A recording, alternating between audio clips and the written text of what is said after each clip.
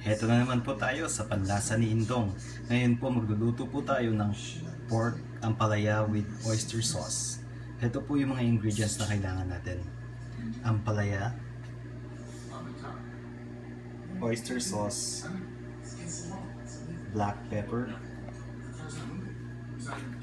tomato, cornstarch, sliced pork, soy sauce, and onion and garlic. First na gagawin po natin, kailangan po natin i-marinate yung pork sa soy sauce. Tapos lagay na rin po natin yung black pepper. Marinate po natin ng 10 to 15 minutes. Habang minamarinate natin yung pork, ngayon,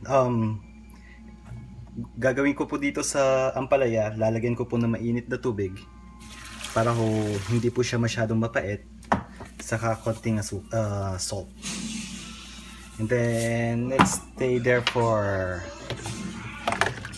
5 minutes. Saka po natin tanggalin yung tubig.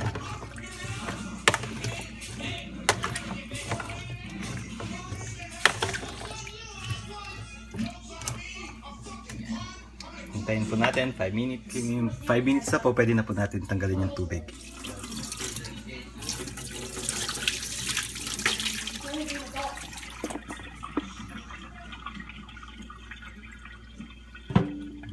Okay, set aside lang po natin yan. Ngayon, kunin natin yung flour at saka yung pork. Then, ilalagay natin yung pork sa flour.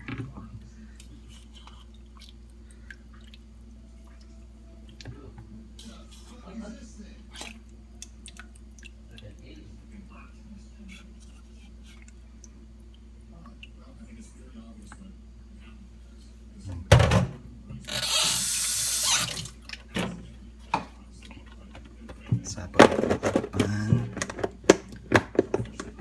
sa natin mix po natin siya.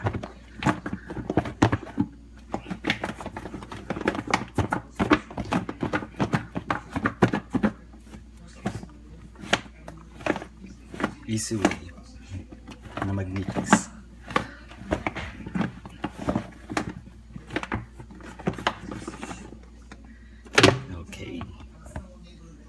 Step, papainit po tayo ng mantika, saka po natin ilalagay yung pork. Piprito po natin siya hanggang magkulay brown po siya.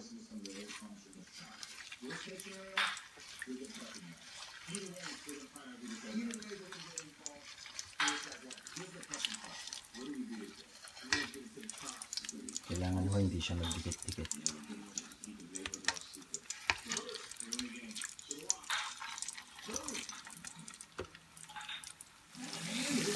Pagkatapos natin iprito, i-set aside ho muna natin sa isang lalagyan.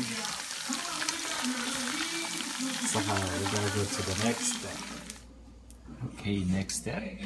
Lagay na po natin yung bawang.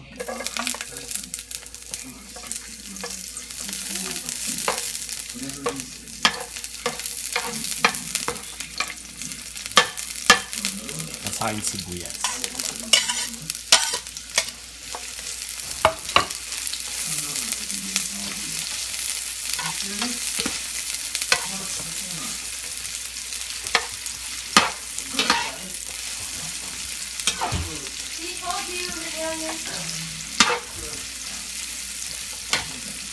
Sabay na rin po natin yung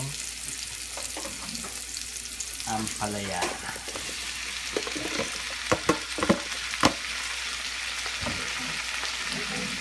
At saka yung kamatis. Haluin lang po natin. I-stir po natin ng 5 minutes. Now, pagkatapos ng ngayon kumukulo na po, pwede na po natin ilagay yung pork. Haluin lang po natin. I've been to London. Pagkatapos natin haluin, ito po yung flour, nilagyan ko po ng tubig. Tapos ilalagay lang natin dito para lumapot ho ng konti. Saka natin ho haluin ulit. Para lang po lumapot yung sabaw niya.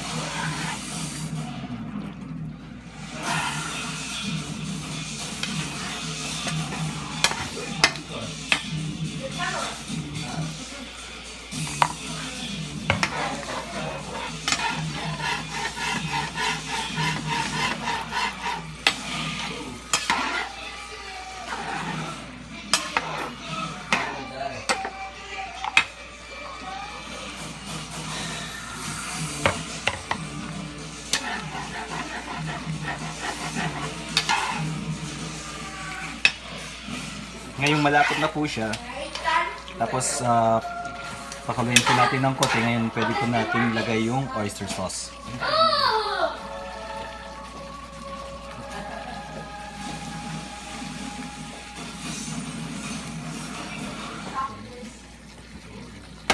Saka ulit po natin haluin.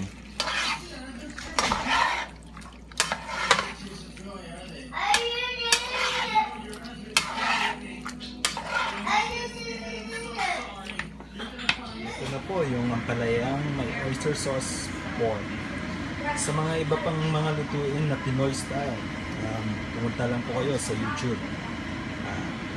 Hanggang sa muli.